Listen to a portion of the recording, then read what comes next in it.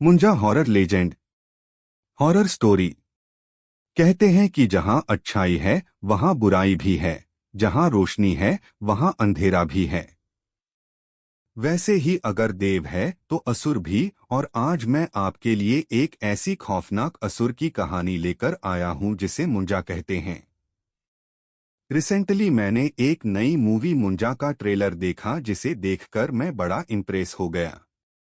पहले तो मुझे लगा यह कोई फिक्शनल कैरेक्टर है, लेकिन जब मैंने मुंजा के बारे में रिसर्च की तो मुझे पता लगा कि वो कितना भयानक है। यह कहानी अभिनव और जय की है, जो बचपन से ही बहुत अच्छे दोस्त थे। दोनों महाराष्ट्र के एक छोटे से शहर में पैदा हुए थे और समुद्र किनारे बसे उसी शहर में बड़े हुए थे। पर आज का दिन कुछ अलग था। आज अभिनव का 18th बर्थडे था। जय ने अभिनव के बर्थडे के लिए एक बहुत ही स्पेशल आइडिया सोच रखा था। वह अभिनव को रात 12 बजे ठीक पहले ही एक बीच पर ले गया। पर 12 बजते ही जय ने अभिनव को हैप्पी बर्थडे विश किया और अपने बैग से एक शराब की बोतल निकाली। अभिनव वो बोतल देखकर थोड़ा चौंक गया। आज से पहले उन दोनों में से किसी ने कभी शराब को हाथ तक नहीं लगाया था। जय ने अभिनव से कहा कि यह उसकी बर्थडे सेलिब्रेशन का ही एक हिस्सा है।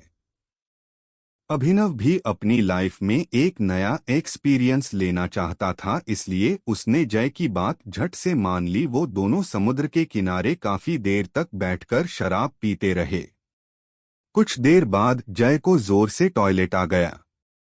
वो उठकर एक पेड़ के पास टॉयलेट करने चला गया।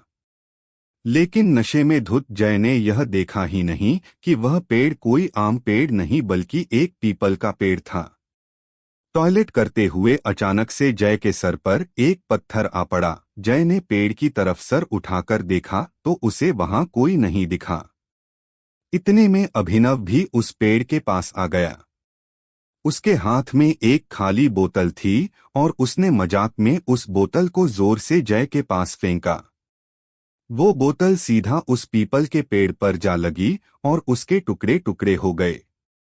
पर उस बोतल के पेड़ पर लगते ही एक अजीब सी आवाज आई, ऐसी आवाज जैसे कोई जानवर गुस्से में गुर्रा रहा हो। 1 मिनट के लिए अभिनव और जय दोनों ही शांत हो गए, लेकिन कुछ ही पलों बाद वो आवाज आना बंद हो गई। तभी अचानक से जय ने नीचे पड़े टूटे हुए कांच के टुकड़ों में से एक पीस उठाया और उस पेड़ के तने पर कांच के टुकड़े से अपने और अभिनव के नाम के फर्स्ट लेटर्स लिख दिए। जय ने पेड़ पर उस कांच को खरोचते हुए कहा, अभिनव अब यह दिन हमें हमेशा याद रहेगा। उसके इतना बोलते ही उस पीपल के पेड़ की डालियां जोर जोर से हिलने लगी और कुछ ही सेकंड में एक बड़ी सी टहनी सीधा आकर जय के सर पर गिरी और जय वही बेहोश हो गया। यह देखकर अभिनव का नशा मानो 1 सेकंड में चूर हो गया। वह जल्दी से जय के पास गया और उसे होश में लाने की कोशिश करने लगा। तभी अभिनव को अपने पीछे से एक आवाज आई, मानो पेड़ से कुछ नीचे गिरा। अभिनव ने जैसे ही पीछे मुड़कर देखा, उसके पैरों तले जमीन खिसक गई। उसके ठीक पीछे एक काली सी परछाई खड़ी थी, जिसकी 2 नीली आंखें अंधेरे में चमक रही थीं। अभिनव को अपनी नजरों पर विश्वास ही नहीं हो रहा था। अभिनव को लगा कि जो भी उसके पीछे है वह कोई ना कोई सुपर नेचुरल क्रीचर है। वह जैसे ही उस जीव से दूर जाने के लिए भागा, उस जीव ने उस पर हमला कर दिया। उसके बड़े बड़े नाखून अभिनव की पीठ में घुस गए, लेकिन चीखता हुआ अभिनव जैसे तैसे उस जीव की पकड़ से छूटा और वहां से दूर भाग गया। दूर जाकर अभिनव ने देखा कि वह जीव एक काली परछाई में बदल गया है और वह बेहोश पड़े जय के मुंह के अंदर घुस गया। और तभी अचानक से जय अपनी बेहोशी से उठ खड़ा हुआ। अभिनव दूर से उसका नाम बार बार पुकार रहा था, पर जय मानो सुन ही न रहा हो, एक जगह पर खड़ा था। उसकी आंखें पूरी तरह से नीली पड़ चुकी थीं और वह बस वहां एक पुतले की तरह खड़ा था। तभी अचानक से जय जमीन की तरफ झुका और उसने वहां पर पड़े टूटे हुए कांच का एक टुकड़ा उठा लिया। अपनी शर्ट फाड़कर अपनी छाती पर उसी कांच के टुकड़े से वह एजे लिखने लगा, ठीक वैसे ही जैसे उसने उस पीपल के पेड़ पर लिखा था। यह सब देखकर अभिनव की रूह कांप गई थी। सुबह के 5 बज चुके थे और समुद्र के ऊपर से अब सूरज उगता दिखने लगा था। जय के ऊपर जैसे ही सूरज की रोशनी गई, जय अचानक से होश में आ गया। ऐसा लग रहा था कि जैसे उसे अपने साथ हुई कोई भी चीज याद नहीं थी और वह अपने सीने पर बने घाव को देखकर बहुत ज्यादा घबरा गया था। उसके बाद वह दोनों चुपचाप अपने घर चले गए। उस दिन शाम होते ही जय की तबीयत खराब होने लगी। जय अपने बिस्तर पर लेट तो गया पर उसे बिल्कुल भी नींद नहीं आ रही थी। उसके दिमाग से उस जीव की शक्ल निकल ही नहीं रही थी। तभी जय को अपने कमरे से किसी के गुर्राने की आवाज आने लगी। यह आवाज ठीक वैसे ही थी जैसी उन्हें कल उस पेड़ के पास से आ रही थी। जय इतना घबरा गया कि उसने डर के मारे अपनी आंखें बंद कर लीं और चादर को अपने मुंह पर चढ़ा लिया। कुछ ही पलों बाद वह आवाज आना बंद हो गई और कमरे में एक सन्नाटा हो गया। जय का डर थोड़ा कम हुआ तो उसने अपने चेहरे से उस चादर को हटा लिया, लेकिन जैसे ही चादर को हटाकर जय ने अपनी आंखें खोली तो उसके दिल की धड़कनें लगभग रुक ही गईं। उसके कमरे की छत पर वही जीव बैठा था, लेकिन इस बार उसका खौफनाक चेहरा साफ साफ दिख रहा था। वो जीव एक भयानक राक्षस की तरह दिख रहा था।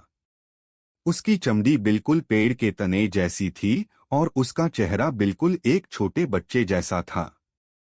इससे पहले कि जय कुछ कर पाता, उस भयानक राक्षस ने जय पर अटैक कर दिया। उधर अभिनव बहुत घबराया हुआ था। जब उसके पापा ने उससे उसके घबराहट की वजह पूछी तो उसने अपने पापा को पूरा किस्सा बताया कि उनके साथ पिछली रात क्या हुआ था। अभिनव के पापा शहर के माने जाने वाले पंडित थे, लेकिन अभिनव की बात सुनकर उनका दिल दहल उठा। उन्हें समझ आ गया कि उनके बेटे अभिनव और उसके दोस्त जय के ऊपर मुंजा का साया आ चुका है। उन्होंने बताया कि मुंजा एक ऐसा असुर है जो एक बार पीछे पड़ जाए तो पीढ़ियों तक पीछा नहीं छोड़ता। जब कोई बच्चा अपने मुंडन के 7 साल से पहले किसी वजह से मर जाता है तो उसकी आत्मा मुंजा बन जाती है। ये आत्माएं काफी गुस्से से भरी होती हैं और वो अक्सर पीपल के पेड़ों पर रहती हैं। अगर कोई उन पेड़ों को नुकसान पहुंचाता है या उन पेड़ों से छेड़खानी करता है तो मुंजा उनका पीछा करता है और उन्हें बहुत ही खौफनाक मौत देता है। अभिनव के पापा ने बताया कि मुंजा को शांत करने का सिर्फ एक ही तरीका है, माफी मांगना। इसलिए वो दोनों उस पीपल के पेड़ के पास लौटे जहां जय और अभिनव ने उस रात शराब पी थी। अभिनव के पापा ने वहां एक छोटी सी पूजा की और मुंजा से माफी मांगी। वो घंटों तक वहां बैठे रहे और सूर्योदय होते ही वापस घर आ गए। मुंजा दोबारा अभिनव के सामने तो नहीं आया, लेकिन जय की मौत का गम हमेशा बना रहा। अभिनव ने उस दिन के बाद से कभी भी शराब को नहीं छुआ और रात में कभी भी पीपल के पेड़ के पास से नहीं गुजरा। दोस्तों, ये कहानी आपको ये बताने के लिए है कि प्रकृति और पेड़ों से हमेशा प्यार से पेश आना चाहिए। खासकर के पीपल के पेड़ों से। ये पेड़ न सिर्फ हमें ऑक्सीजन देते हैं बल्कि इनका धार्मिक महत्व भी होता है। और हाँ, अगर आप हॉरर फिल्मों के शौकीन हैं तो इस जून में रिलीज हो रही फिल्म मुंजा जरूर देखें। ये फिल्म आपको डराने का दम रखती है। मैडॉक फिल्म्स की ये फिल्म आपको एक ऐसी कहानी दिखाएगी जो आपकी रूह को कंपा देगी। तो जल्दी से अपनी टिकटें बुक करा लीजिएगा।